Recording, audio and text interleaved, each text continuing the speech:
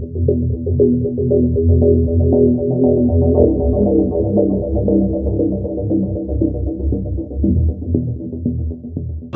Group, जो सोचता है वो करता है।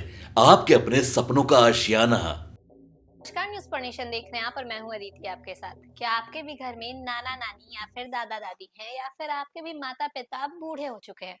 अगर हाँ, तो इंडियन रेलवे ने उनको एक तोहफा देने का फैसला लिया है। अब इस तोहफे के बारे में तो हम आपको बताएंगे ही इस रिपोर्ट में, लेकिन इंडियन रेलवे ने ये सुनिश्चित कर लिया है कि देश के जितने भी बुजुर्ग हैं सबको यात्रा जो है वो सुखदायी मिल सके, उनको ज्यादा पैसा जो है वो नहीं लगाना पड़े अपने यात्रा में।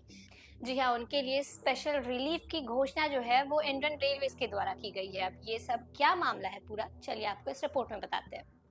देश के करोड़ों वरिष्ठ नागरिकों के लिए राहत भरी खबर सामने आई है। भारतीय रेलवे ने एक बार फिर सीनियर सिटीजन को रेल किराए में रियायत देने की तैयारी कर ली है। जी हाँ, कोविड-19 महामारी के दौरान मार्च 2020 से ये जो सुविधा है वो अस्थायी रूप से बंद कर दी गई थी, जिसके बाद बुजुर्ग यात्रियों को पूरा किराया चुकाना पड़ रहा था। लेकिन अब वर्ष 2026 की शुरुआत के साथ ही 50% तक की छूट बहाल करने का निर्णय जो है वो ले लिया गया है, जो सामाजिक संवेदनशीलता और वरिष्ठ नागरिकों के सम्मान को दर्शाता है। नई व्यवस्था के तहत पुरुष यात्रियों के लिए न्यूनतम आयु 60 वर्ष और महिला यात्रियों के लिए 58 वर्ष निर्धारित की गई है। पात्र वरिष्ठ नागरिक स्लीपर क्लास, सेकंड क्लास तथा कुछ चयनित श्रेणियों में अधिकतम 50% तक की छूट का लाभ जो है वो उठा सकेंगे।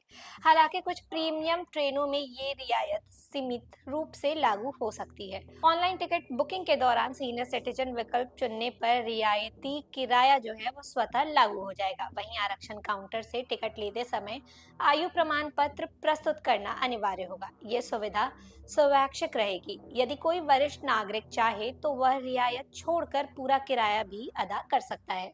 यात्रा के समय वैध फोटो पहचान पत्र साथ रखना अनिवार्य होगा।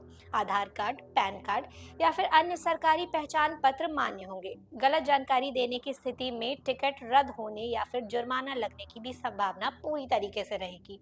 महंगाई के इस दौर में सीमित पेंशन पर निर्भर बुजुर्गों के लिए यात्रा खर्च एक बड़ा चुनौती बन जाता है। किराए में आधी छूट मिलने से उनका जो मासिक बजट है वो संतुलन में रहेगा। धार्मिक यात्राएं, चिकित्सा संबंधी सफर या फिर परिवार से मिलने के लिए लंबी दूरी की यात्रा अब पहले की तुलना में अधिक किफायती हो सकती है।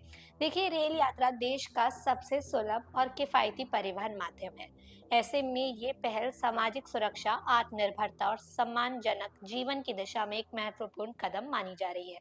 वरिष्ठ नागरिकों के लिए ये केवल आर्थिक राहत नहीं, बल्कि आत्मसम्मान की पुनर्स्थापना का भी प्रतीक है। अगर आपके भी घर में बूढ़े बुजुर्ग हैं, आपके नाना नानी हैं, दादा दादी हैं या फिर आपके पेरेंट्स हैं जो बूढ़े हो चुके हैं, तो उनको भी इस खबर के बारे में जरूर बताइए कि अब उनको ट्रेन से यात्रा करने पर ये स्पेशल रिलीफ मिलने वाला है। और तब तक के लिए नमस्कार।